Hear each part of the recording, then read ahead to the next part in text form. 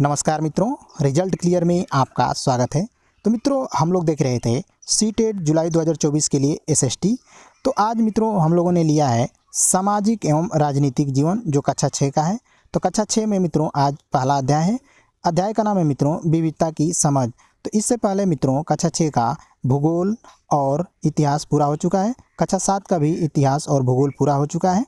तो आज हम लोग लेंगे कक्षा 6 का सामाजिक एवं राजनीतिक जीवन। तो ये वीडियो बहुत ही महत्वपूर्ण होने वाला है मित्रों। यहाँ से बहुत सारे सीटेट में प्रश्न बनते हैं। तो चलिए देखते हैं। तो इस अध्याय में मित्रों सबसे पहले देखते हैं विविधता क्या है। लोगों के बीच धर्म, भाषा, खान पान, रहन सहन, सभ्यता, संस्कृति, भौगोलिक, शारीरिक आधार पर होने वाली विभिन्नता को हम विविधता कहते हैं। तो मित्रों देख सकते हैं कि भारत में बहुत सारे धर्म हैं, जो बहुत सारे धर्म को लोग मानने वाले हैं। और भाषा कई प्रकार की है। देख सकते हैं आप कि संविधान में 22 भाषाओं का उल्लेख किया गया है।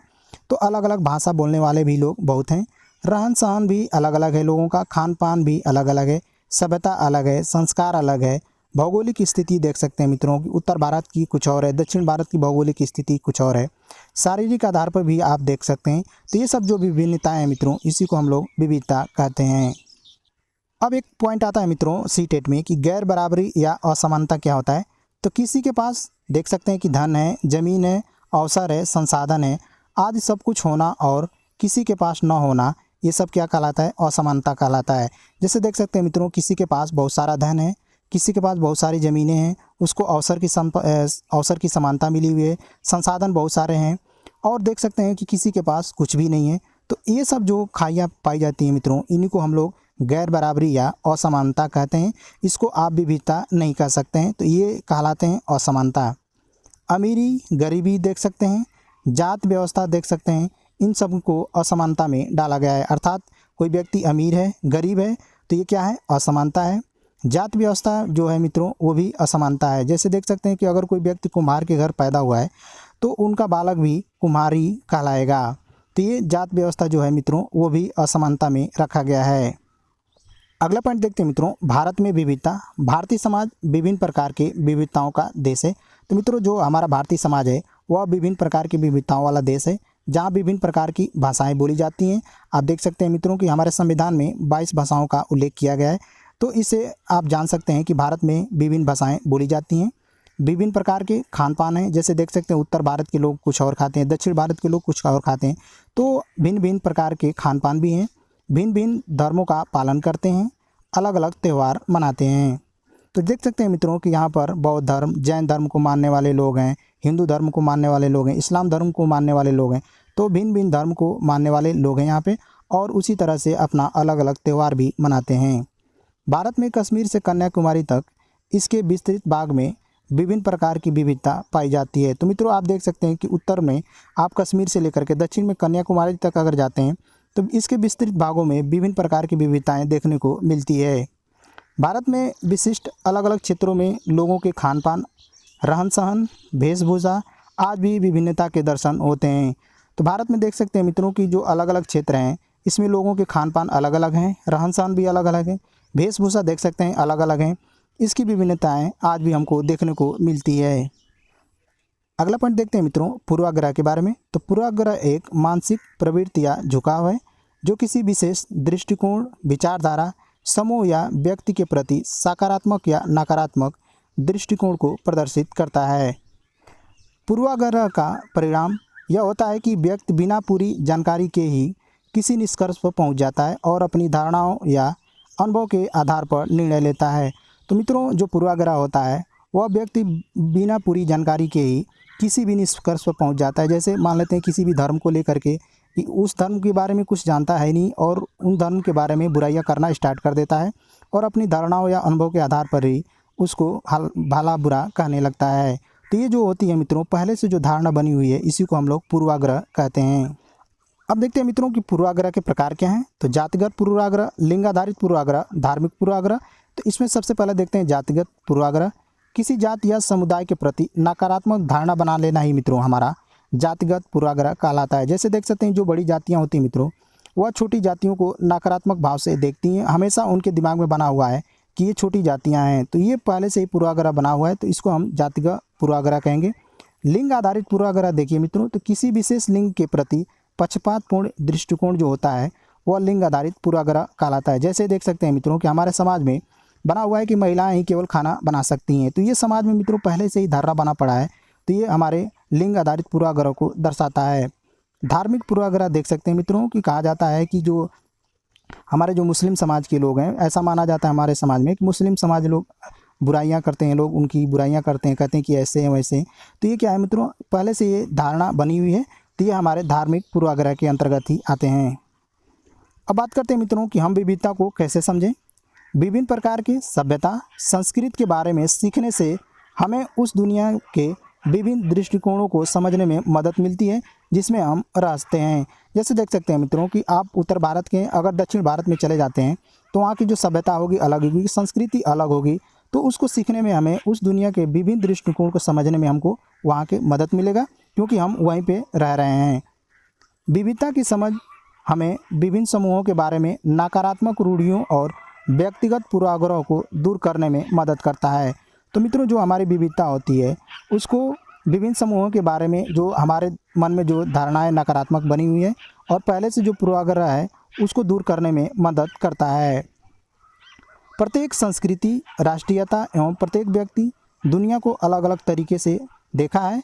ऐसे में जब ये अलग अलग विचार एक साथ साझा करते हैं तो हमें विविधता समझने में मदद मिलती है। तो देख सकते हैं कि जो प्रत्येक जो देश है मित्रों या दक्षिण भारत के लोग हैं उनकी संस्कृति अलग है, अलग जो देश हैं उनकी राष्ट्रीयता अलग है, एवं प्रत्येक व्यक्ति जो दुनिया को अलग अलग तरीके से देखा है। ऐसे में जब ये लोग आपस में मिलते हैं, अपनी विचारधाराएं साझा करते हैं, तो हमें विविधता को समझने में काफ़ी मदद मिलती है। विविधता की समझ हमें विभिन्न जातियों, आर्थिक विश्वासों और विभिन्न सामाजिक समूहों के बीच संचार व्यवस्था करने के लिए प्रोत्साहित करता है जो हमारे समान नहीं है। विविधता की समझ लोगों को बेहतर तरीके से जीने, व्यापक दृष्टिकोण अपनाने और समाज में फिट होने के लिए प्रेरित करता है। विविधता की समझ समग्र रूप से देश के विकास में योगदान देता है। तो मित्रों आप समझ सकते हैं कि जो हमारी विविधता है वो नकारात्मक नहीं सकारात्मक है। अगला पॉइंट देखते हैं लद्दाख के बारे में। लद्दाख जम्मू और कश्मीर के पूर्व पहाड़ियों में बसा एक रेगिस्तानी इलाका है। यहाँ पर बहुत कम खेती संभव है क्योंकि इस क्षेत्र में बारिश बिल्कुल नहीं होती है और यह इलाका हर वर्ष काफ़ी लंबे समय तक बर्फ़ से ढका रहता है। तो मित्रों जो लद्दाख है वह जम्मू कश्मीर में पड़ता है और यहाँ पर बहुत ही कम खेती होती है क्योंकि इस क्षेत्र में बारिश बिल्कुल नहीं होती है और लद्दाख जो है मित्रों वह पूरे वर्ष भर बर्फ़ से ढका रहता है, जिसकी वजह से यहाँ पर पेड़ पौधे भी बहुत कम उगते हैं। इस क्षेत्र में पीने के पानी के लिए लोग गर्मी के महीनों में पिघलने वाली बर्फ़ पर निर्भर होते हैं। तो मित्रों जो लद्दाख क्षेत्र के लोग होते हैं गर्मी के महीनों में जब बर्फ़ पिघलता है तो उसी पानी का पीने के लिए उपयोग करते हैं। लद्दाख के लोग एक खास किस्म की बकरी पालते हैं जिससे पश्मीना ऊन मिलता है। यह ऊन कीमती है इसलिए पश्मीना शाल महंगी होती है। तो मित्रों जो लद्दाख क्षेत्र के लोग होते हैं वह एक बकरी पालते हैं जिससे पश्मीना ऊन प्राप्त किया जाता है और इसी पश्मीना ऊन से पश्मीना शाल बनाया जाता है जो बहुत ही महंगा होता है। मुख्यतः कश्मीर में पश्मीना शालें बुनी जाती हैं। यहाँ के लोग दूध से बने पदार्थ जैसे मक्खन, चीज़ जो खास तरह का एक छेना है एवं मांस खाते हैं। तो मित्रों ध्यान में रखेंगे कि जो लद्दाख के क्षेत्र के लोग होते हैं वह दूध से बने जो मक्खन है, चीज़ है एवं मांस खाते हैं। लद्दाख को व्यापारियों के लिए एक अच्छा रास्ता माना गया क्योंकि यहाँ कई घाटियाँ हैं जिनसे गुजरकर मध्य एशिया के काफ़िले उस इलाके में पहुँचते थे जिसे आज तिब्बत कहते हैं। तो मित्रों लद्दाख से ही बहुत सारे व्यापारी मध्य एशिया के काफ़िले उस इलाके में पहुँचे जो आज हम वर्तमान में तिब्बत के नाम से जानते हैं। ये काफ़िले अपने साथ मसाले, कच्चे रेशम, दरिया आदि लेकर चलते थे। तो मित्रों जो काफ़िला होता था वह अपने साथ मसाले, कच्चा रेशम, दरिया आदि को लेकर चलते थे। लद्दाख के रास्ते ही बौद्ध धर्म तिब्बत पहुंचा। तो मित्रों जो लद्दाख क्षेत्र है इसी रास्ते से भारत से बौद्ध धर्म तिब्बत को पहुंचा। लद्दाख को छोटा तिब्बत भी कहते हैं। करीब 400 साल पहले यहाँ पर लोगों का इस्लाम धर्म से परिचय हुआ। तो मित्रों 400 साल पहले लद्दाख क्षेत्र में लोगों को इस्लाम धर्म से परिचय कराया गया। अब यहाँ पर अच्छी खासी संख्या में मुसलमान रहते हैं। तिब्बत का ग्रंथ केसर सागा लद्दाख में काफ़ी प्रचलित है। उसके स्थानिक रूप को मुसलमान और बौद्ध दोनों ही लोग गाते हैं और उस पर नाटक भी खेलते हैं। तो मित्रों, जो तिब्बत का प्रमुख ग्रंथ है केसर सागा लद्दाख में काफ़ी प्रचलित है और इसको जो स्थानीय रूप से मुसलमान और बौद्ध दोनों ही लोग गाते हैं और इस पर नाटक भी खेलते हैं। अब देखते हैं मित्रों केरल के बारे में। केरल भारत के दक्षिण पश्चिम में बसा हुआ राज्य है। तो मित्रों, जो केरल है वह भारत के दक्षिण पश्चिम में बसा हुआ है। केरल एक तरफ से समुद्र से घिरा हुआ है और दूसरी तरफ पहाड़ियों से घिरा हुआ है। इन पहाड़ियों पर विभिन्न प्रकार के मसाले जैसे कि काली मिर्च, लौंग, इलायची आदि उगाए जाते हैं। इन मसालों के कारण यह क्षेत्र व्यापारियों के लिए बहुत ही आकर्षक बना है। तो मित्रों, जो केरल है उस केरल में काली मिर्च, लौंग, इलायची उगाई जाती है, जिसकी वजह से यहाँ पर खूब व्यापारी आते हैं व्यापार करने के लिए। सबसे पहले अरबी और यहूदी व्यापारी केरल आए। तो मित्रों, जो सबसे पहले व्यापारी आने वाले थे केरल में वो अरबी और यहूदी थे। ईसा मसीह के धर्मदूत संत थॉमस लगभग 2000 साल पहले केरल आए। भारत में ईसाई धर्म लाने का श्रेय इन्हीं को जाता है। तो मित्रों, जो ईसा मसीह के धर्मगुरु थे वह संत थॉमस थे, जो लगभग 2000 साल पहले भारत आए थे और इन्होंने ही ईसाई धर्म को भारत में लाया था। इब्न बतूता करीब 700 साल पहले केरल आया था। यह अपने यात्रा वृत्तांत में मुसलमान के जीवन का विवरण देते हुए लिखा है कि मुसलमान समुदाय की बड़ी इज्जत थी। तो मित्रों, 700 साल पहले इब्न बतूता केरल आया था और इसने अपनी यात्रा वृत्तांत में लिखा है कि जो यहाँ के मुसलमान थे उनकी बहुत बड़ी इज्जत होती थी। 1498 में वास्को डी गामा पानी के जहाज़ से केरल पहुँचा तो पुर्तगालियों ने यूरोप से भारत तक का समुद्री रास्ता जाना। तो मित्रों, ध्यान में रखेंगे कि 1498 ईस्वी में प्रथम पुर्तगाली वास्को डी गामा आया था, जिन्होंने भारत में समुद्री मार्ग की खोज की थी। इन सभी ऐतिहासिक प्रभावों के कारण केरल के लोग विभिन्न धर्मों का पालन करते हैं, जिनमें यहूदी, इस्लाम, ईसाई, हिंदू एवं बौद्ध शामिल हैं। चीन के व्यापारी भी केरल आए। यहाँ पर मछली पकड़ने के लिए जो जाल इस्तेमाल किए जाते थे वह चीनी जालों से हूबहू मिलते थे, इसलिए इस जाल को चीना वाला कहते थे। तो मित्रों, केरल चीनी व्यापारी भी आए थे। जो मछली पकड़ने के लिए जाल इस्तेमाल किए जाते थे वह चीनी जालों से हूबहू मिलते थे, इसलिए इस जाल को चीनी वाला कहा जाता था। मछली तलने के लिए जिन बर्तन का उपयोग करते थे उसे चीना चट्टी कहते थे। तो मित्रों, जो केरल था उसमें जो मछली तलने के लिए बर्तन का प्रयोग किया जाता था उसे चीना चट्टी कहा जाता था। केरल में ओणम पर्व मनाया जाता है, जो एक नौकागम्य पर्व है। केरल की उपजाऊ जमीन और जलवायु चावल की खेती के लिए बहुत उपयुक्त है और वहाँ के अधिकतर लोग मछली, सब्जी और चावल खाते हैं।